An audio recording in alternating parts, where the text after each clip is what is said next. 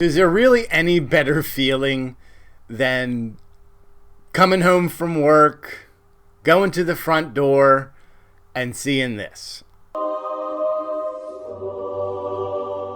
Be the right club today.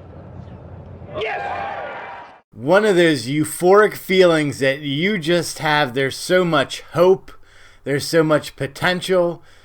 It's going to be the best you've ever played, right? And usually that doesn't always pan out, but the hope is there. And as long as you have hope, you've got a chance. I don't remember what movie that was from, but something. Anyway, so Wedgeworks, Titleist Vokey Designs, just came out with a brand new wedge. And this is a 44-degree wedge. Never in the history of Vokey design have they ever had a 44-degree wedge. The strongest wedge they ever went to was a 46. And because of all these manufacturers now adjusting the strength or the loft of their iron sets, most pitching wedges fall in the 42 to 44 degree range. Now, before, when they were down to the 44, 45, 46, a 46 degree wedge would be great if you didn't want to use your pitching wedge that came with your set, right?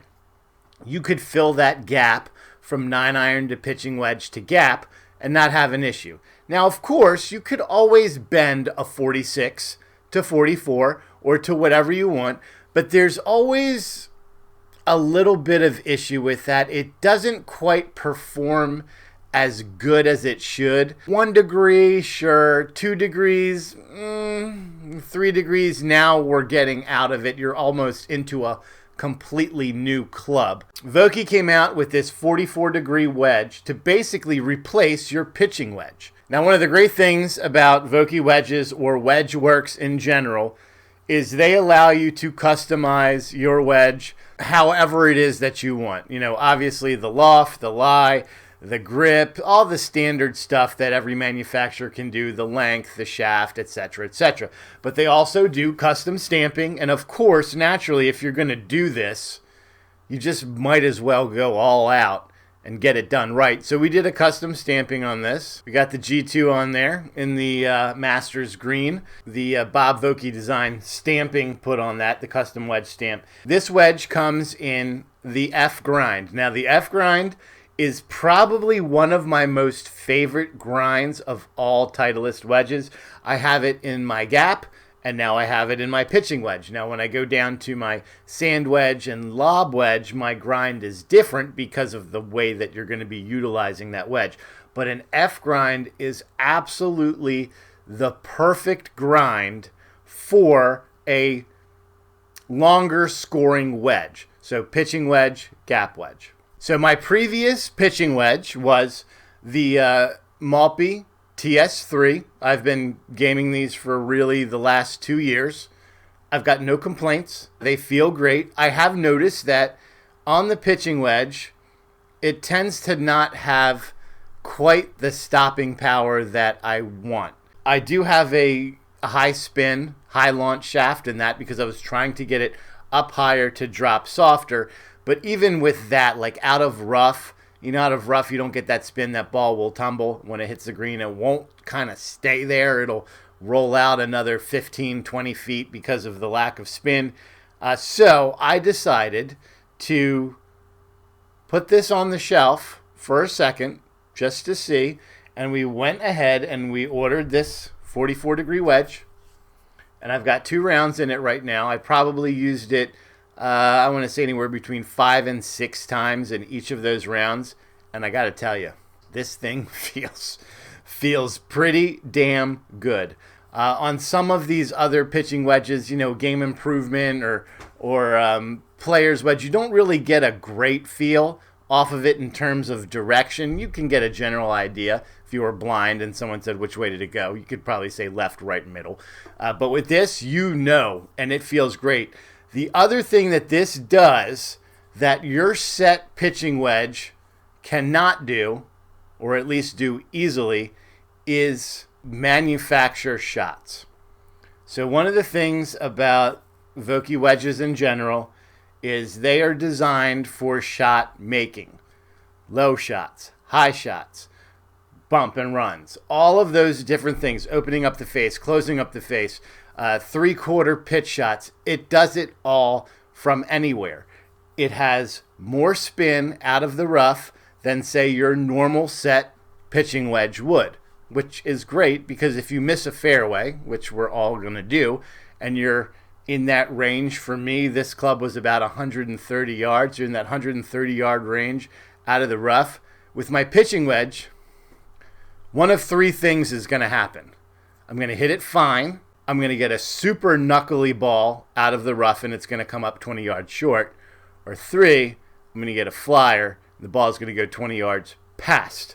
With the Vokey wedge, because of the design and the spin milled grooves and the grooves in general, you're going to get a much more consistent ball flight, trajectory, and spin numbers, whether you're out of the rough or in the fairway.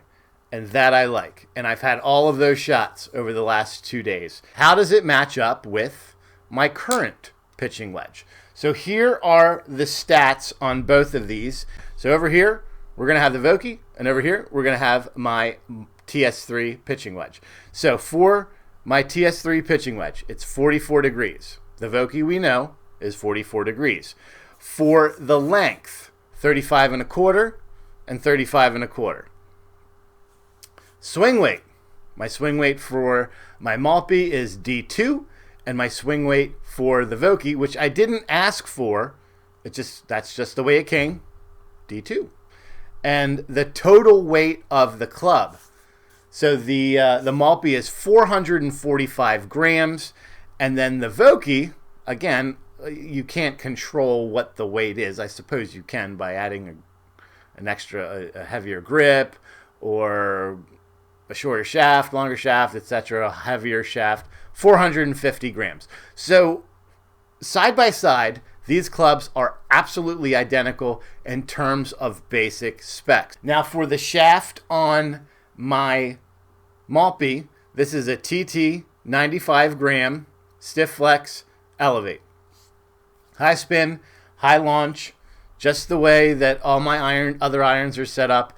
I love that shaft. I've used that shaft at its varying capacity, right? The different versions or iterations that have come out over the last 5 years. This one has like 3 or 4 standard wedge flex shafts that you can get. I went, since they didn't offer the TT Elevate, I went with the next one that was closest in line to the trajectory and spin dynamics that this one should have. And I went with the True Temper AMT Red S300. This one, I will say, the Vokey does seem to spin a little bit more.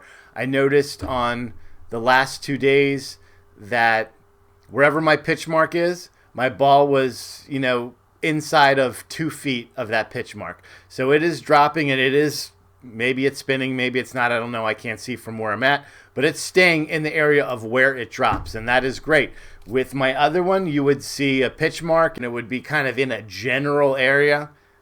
That Vokey is dropping on a dime. So I just wanted to give you guys some information on this. I think it's a great option if you like to be creative with your shots. This is not a wedge for someone who is middle of the green, stock shot, don't like to change ball position or swing speed or release point or any of that stuff. You just want to keep it basic and the same. This is probably not the wedge for you. If you like to manufacture shots, kind of play a game within a game and try to hit a low runner or try to hit a high kind of floaty shot into the green or maybe a medium trajectory spinner, that kind of stuff. I mean, it makes it fun. Not only did we do this for full shots at 130 yards, but we did it for pitch shots at 100, at 80. We did chipping on the green. So maybe we're 5 yards off of the green, and we wanted to do like a low running chip shot. If you were a player who was wanting to improve their scoring inside 130 yards, I would say go for it. It's expensive, right? I mean, with all the customization that I put in, it was right around $300, and I mean, let's be honest, that's a lot for a wedge.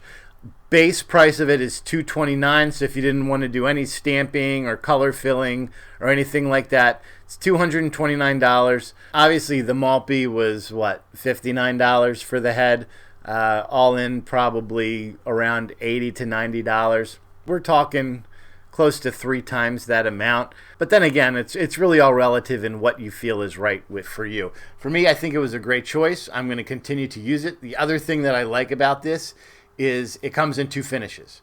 So it has a Tour Chrome finish, and it also has this raw finish. So the raw finish will rust and patina over time, which I really like. Just something cool I wanted to share with you guys. I thought it was interesting. It's new. They've never done it before. And honestly, I'm loving it so far.